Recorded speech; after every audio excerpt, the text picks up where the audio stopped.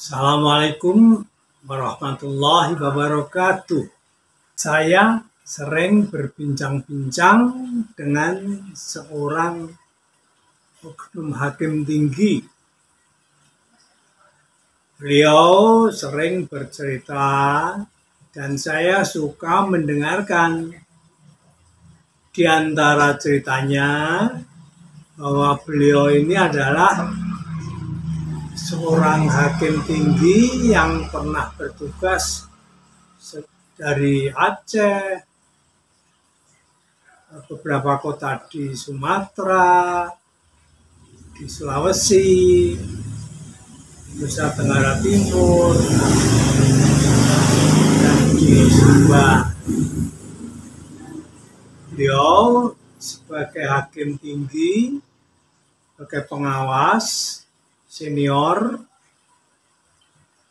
beliau bercerita pernah menduduki golongan 4E itu 11 tahun, karena itu sudah tertinggi, tidak bisa naik lagi. Itu diantara ceritanya. Terus selama itu pernah beliau punya pertanyaan. Pertanyaan itu telah diajukan ke rekan-rekan hakim, juga di antara tokoh masyarakat. Tapi katanya sampai saat sekarang, belum mendapat jawaban yang diharapkan. Pertanyaan itu kemudian ditanyakan kepada saya, dan pertanyaan itu tertulis. Supaya jelas, begini tulisan pertanyaan beliau. Komentar sebelumnya, sejak Nabi Adam sampai sekarang, di muka bumi ini ada sekitar 4.300 agama atau kepercayaan tentang Tuhan. Tanyanya begini, yang buat agama itu manusia apa Tuhan? Atau dengan kata lain, yang mencipta agama itu manusia atau Tuhan? Di sini ada tulisan jawaban nggak pakai tapi-tapi. Itu September 2022. Belum ini video nomor 31, ada pertanyaan, siapa yang mencipta salat? Itu video yang pernah kita jumpai dan sudah saya beri komentar jawaban. Alhamdulillah banyak yang baca. Nah, sekarang ini pertanyaan Pak Hakim itu, siapa pencipta agama? Kalau tadi siapa yang mencipta salat, Pak Hakim tinggi ini bertanya siapa yang mencipta agama. Nah, dia minta jawaban singkat tanpa komentar tapi-tapi. Baik, saya buat jawaban begini jawabannya. Yang mencipta adalah Allah, Tuhan pencipta alam semesta, langit, bumi, alam gaib dan alam syahadah. Banyak dalilnya dalam Quran dan hadis. Jadi kalau minta jawaban singkat memang Allah. Sebab Allah adalah pencipta dan penguasa alam semesta, baik yang gaib maupun yang syahadah. Tapi beliau berkata, Pak Hakim itu lebih suka agama ini ditinjau dari segi sains dan history. Beliau berkata begitu, jadi minta komentar berdasarkan tinjauan sains dan history.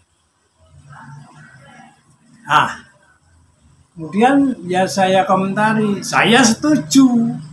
Tapi ingat, sains tak jangkau faktor gaib. History ada dusta demi agama.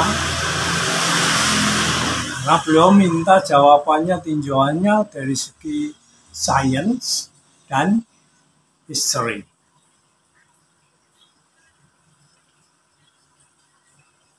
Tokoh-tokoh sains kita bisa melihat di debat di TV itu bahwa ajaran Islam itu sesuai dengan sains. Tapi Pak Hakim sebaiknya ingat bahwa sains itu tidak bisa menjangkau masalah-masalah gaib yang pasti ada dalam agama. Bicara semua agama pasti bicara masalah gaib. Apa gaib? Ingat, gaib telah saya bicarakan di video 10. Tapi intinya gaib itu arti katanya adalah bisa diterjemahkan yang tersembunyi, tidak bisa dijangkau oleh akal dan indera manusia. Tidak bisa itu. Nah, itu alam gaib. Nah, bicara agama mesti bicara masalah itu. Tidak bicara masalah gaib berarti tidak bicara agama itu. Terus, kalau hanya berdasar sains dan history, hendaknya ketahui bahwa ada ajaran agama besar yang memberikan komentar begini. Itu ada di dalam Bible ya. Merupakan agama terbesar, terbanyak di dunia. Bible Rom pasal 3 ayat 7 bunyinya begini, saya kutip. Tetapi jikalau kebenaran Allah oleh sebab dustaku itu melimpah kepada kemuliaannya, apakah sebabnya aku lagi dihukumkan seperti orang berdusta? Itu saya kutip di dalam Bible. Ini maksudnya bahwa kalau kebohongan itu atas niat dasar untuk memuliakan Tuhan, apa itu berdusta, itu ini bisa kita pahami artinya dusta itu diajarkan di dunia ini oleh pihak itu. Jadi kalau hanya percaya pada history, sejarah, padahal sejarahnya mereka tulis, maka bisa disimpulkan di sana tentu ada banyak kebohongan. Nah itu kalau hanya berdasar sains dan history. Jadi sains itu contohnya misalnya begini, zaman Nabi Isa mengajarkan ada malaikat pencatat amal manusia. Ada kanan kiri manusia itu dengan bahasa sederhana ada malaikat pencatat amal baik. Ketika itu kan tidak masuk akal ya. Apalagi listrik saja belum dapat. Tapi sekarang nyatanya perbuatan manusia itu bisa direkam di CCTV. Sehingga apa yang dia perbuat bisa diketahui, dibuktikan dengan CCTV itu. Tetapi tetap CCTV tidak bisa merekam masalah gaib, masalah roh. Tidak bisa itu. Jadi zaman Nabi Islam mengajarkan ada CCTV, istilahnya bukan CCTV, itu sekarang terbukti. Inilah sains. Jadi jangan melulu sains yang tidak bisa menembus alam gaib.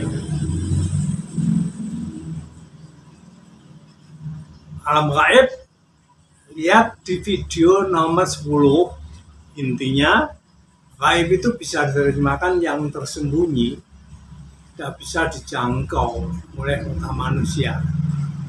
Jadi ada alam gaib, alam yang tersembunyi, ada alam syahadah yang bisa dilihat, diraba, dirasa. Macam-macam itu. Alam syahadah, manusia, binatang, tumbuh-tumbuhan, baik di darat, laut, besar, kecil, sampai sebesar nyamuk, semut, apa ada yang bisa dijangkau oleh akal manusia. Demikian pula masalah alam gaib, surga, neraka, jin, setan, malaikat. Surga, neraka itu masalah gaib. Jadi kalau tanya masalah agama tanpa bicara alam gaib itu ya golongan apa itu, golongan sains material itu dan ateis. Tapi tampaknya golongan ateis ini adu argumen kalah dengan golongan agama. Kalau bicara masalah roh. Jadi sekarang muncul orang percaya adanya Tuhan, tapi tidak beragama. Ini ada golongan ini. Apalagi kalau hanya mendengarkan dari pihak-pihak yang memusuhi Islam, yang membenci Islam, tentu saja yang ditampilkan adalah kekurangan, keterbelakangan Islam. Padahal yang terbelakang itu nanti kelihatan adalah masalah pemeluknya itu. Sarjana Mesir yang berkata, Al-Islamu mahjubun bil muslimin.